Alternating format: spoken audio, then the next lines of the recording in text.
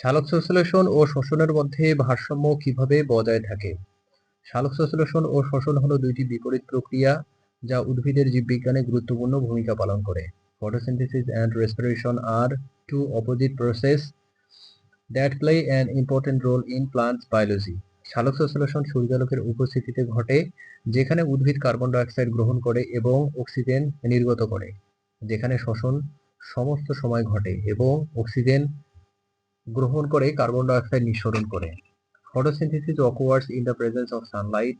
Plants take in carbon dioxide and release oxygen, whereas respiration happens continuously, taking in oxygen and releasing carbon dioxide.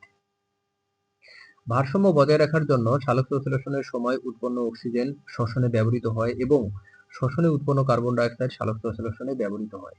To maintain balance, oxygen produced during photosynthesis is used in respiration, and carbon dioxide produced during respiration is used in photosynthesis.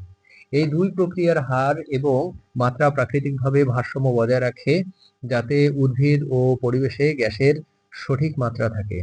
The rates and amounts of these two processes naturally balance so that correct gas levels are maintained in plants and the environment. আলো থাকলে সালোকসংশ্লেষণ বেশি হয় আর আলো না থাকলে শুধুমাত্র শোষণ ঘটে, যা দিন রাতের 24 ঘন্টার একটি সমন্বিত প্রক্রিয়া। Photosynthesis increases in the presence of light, while only respiration occurs without light. This is a coordinated process over the 24 hours of day and night.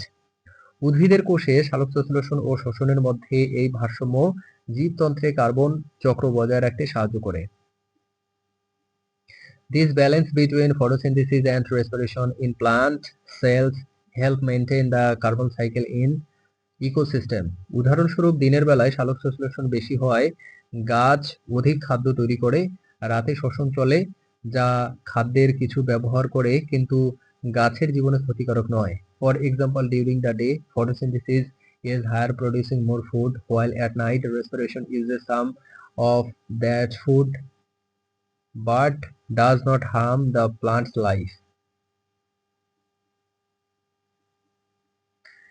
কৃত্রিম সালোকসংশ্লেষণ কি? এর সম্ভাবনা আলোচনা করুন। What is artificial photosynthesis? Discuss its potential.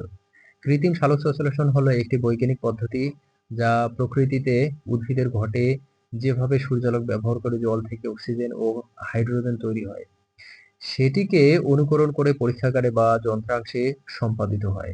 Artificial photosynthesis is a scientific method that mimics the natural process in plants where sunlight splits water into oxygen and hydrogen conducts in laboratories or device.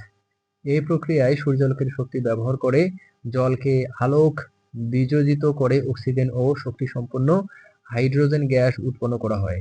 In this process, sunlight energy photolyze water to produce oxygen and energy-rich hydrogen gas. কৃত্রিম সালোকসংশ্লেষণ পরিবেশ বান্ধব হওয়ায় এটি পরিবেশ দূষণ কমাতে এবং নবায়নযোগ্য শক্তি উৎপাদনে গুরুত্বপূর্ণ ভূমিকা পালন করে। Artificial intelligence is environmentally friendly and can play a vital role in reducing pollution and producing renewable energy.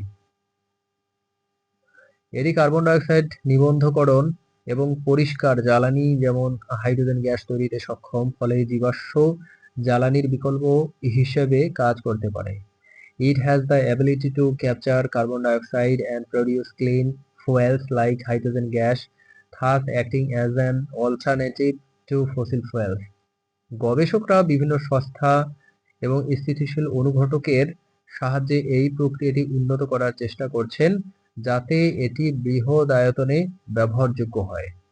Researchers are trying to improve this process using affordable and stable catalysts for large-scale applications.